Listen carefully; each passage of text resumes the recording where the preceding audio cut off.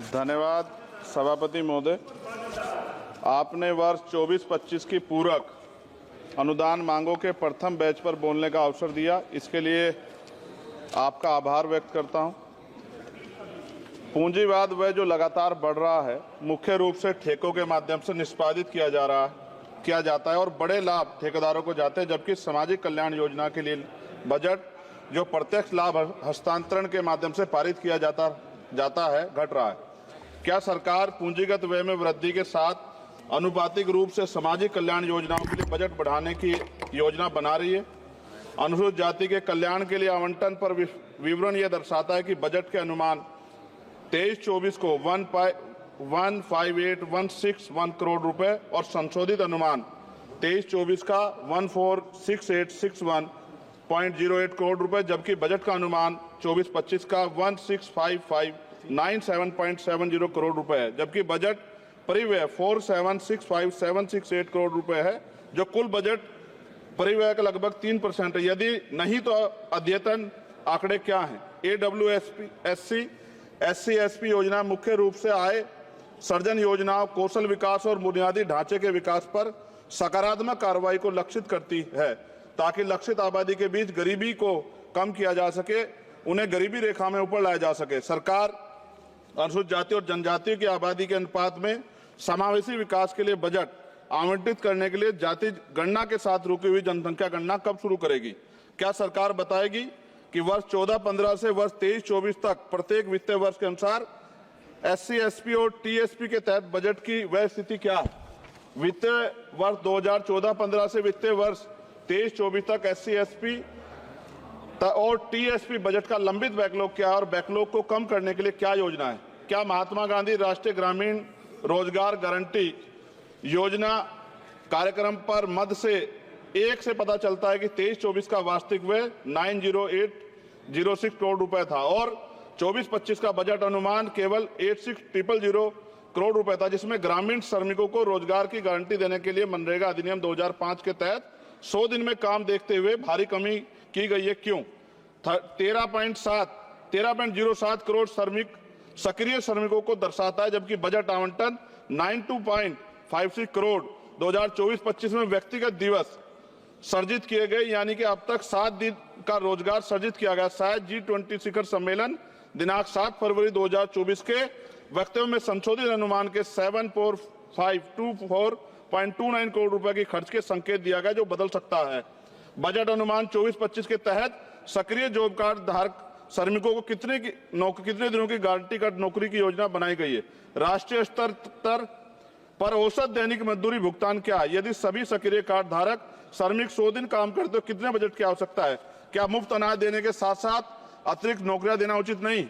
क्या यह वांछनीय नहीं कि सक्रिय कार्ड धारक श्रमिकों को कम से कम 6 महीने में 180 दिन की आजीविका रोजगार सुनिश्चित करने के लिए मनरेगा निधि में वृद्धि की जाए, ताकि उनमें अपनी रोटी कमाने का गर्व की भावना पैदा और सम्मान के साथ जीने का अधिकार को बढ़ावा मिले?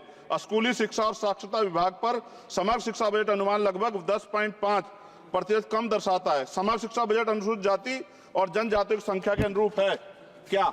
सक्षम आंगनबाड़ी और पोषण आंगनबाड़ी सेवा पोषण अभियान किशोरियों के लिए योजनाओं के लिए प्रावधान पिछले वर्ष की तुलना में कम है, जबकि NP ने प्रारंभिक बाल देखभाल और शिक्षा ECCI के पाठ्यक्रम की सिफारिश की, जिसके कारण अधिक आंगनबाड़ी कार्यकर्ताओं को उनके बजट की आवश्यकता है। क्या अधिकांश आंगनबाड़ी कार्यकर्ता SC और ST समुदाय से? कृपया सामान्य कर्मचारियों के साथ साथ राज्यभर तैनात अनुसूचित जाति और जनजाति कर्मचारियों का विवरण साझा करें। आंगनबाड़ी कार्यकर्ताओं में अनुसूचित जाति और जनजाति की राज्यभर प्रभावी उपस्थिति का प्रतिशत क्या है? क्या प्रधानमंत्री आयुष्मान भारत स्वास्थ्य अवसंरचना मिशन, जिसके लिए बजट में अनुमान के लगभग 50% की कमी दर्शाता है, जबकि जनसंख्या में वार्षिक वृद्धि और अवसंरचना के कारण पूंजीगत व्यय में वृद्धि के बावजूद बजट अनुमान 24-25 में भी कमी की गई है? आप स्वास्थ्य में व्यय को किस प्रकार बढ़ाएंगे तथा इसमें GDP के 6% के स्वीकार्य स्तर पर लाने का प्रस्ताव रखते हैं? अनुसूचित जातियों की लगभग 80% आबादी सीमांत किसानों और दिहाड़ी मजदूर से बनी जो गांव में रहते हैं, जबकि शेष आबादी शहरी क्षेत्रों में रहती है। इसलिए क्या बड़े पैमाने पर कृषि भूमि पर काम करने वाले दिहाड़ी प्रवासी मजदूरों के लिए किसान सम्मान निधि स्वीकार्य है? यदि हाँ, तो अनुसूचित जाति और जनजातियों के अनुसूचित जाति मजदूर और सीमांत किसानों के राज्यभर कितनी किसान सम्मान निधि दी गई? क्योंकि योजना का नाम किसान सम्मान निधि है। प्रस्तावित यूरिया सब्सिडी अनुसूचित जाति जनजाति किसानों की प्रतिशत जनसंख्या के अनुरूप तथा आप अनुसूचित जाति जनजाति किसानों के राज्यवार लाभार्थी जनसंख्या के बारे में जानकारी देंगे। क्या किसानों को लीगल एमएसपी की गारंटी का लाभ मिलेगा, देने को योजना है? प्रधान वित्त मंत्री बताने कृपा करें, प्रधानमंत्री फसल बीमा योजना अनुसूचित जाति और जनजाति किसानों के पास कितनी भूमि है?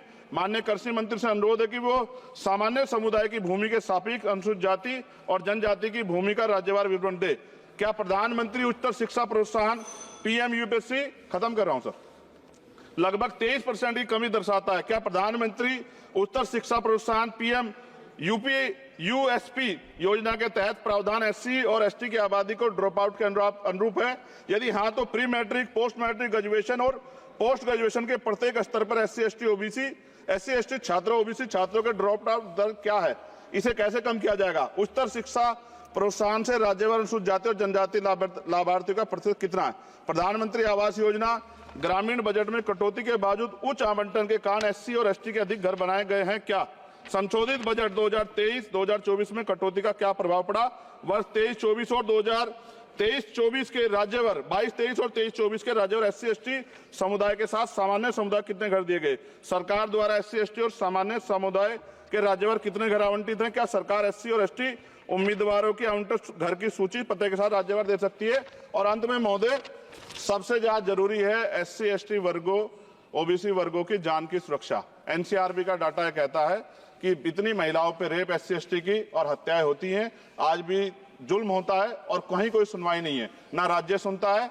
और केंद्र को, क्योंकि हम केंद्र से जुड़े हुए हैं, हम लोग केंद्र में कहते हैं तो वो राज्य के ऊपर छोड़ देते हैं। क्या दलित, आदिवासी, पिछड़ों को मरने के लिए छोड़ दिया जाए? क्या उनके जीवन का कोई मोल नहीं है?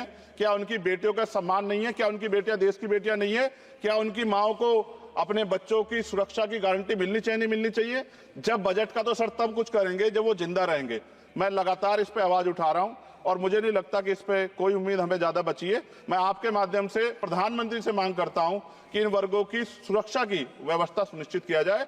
जब जिएंगे तभी तो कुछ आगे बढ़ेंगे, और अभी तो 75 साल बाद कहां खड़े हैं, ये किससे छिपा नहीं। बहुत बहुत धन्यवाद श्री दर्शन, आपने मुझे मेरी बात रखने का मौका दिया। श्री दर्शन सिंह चौधरी।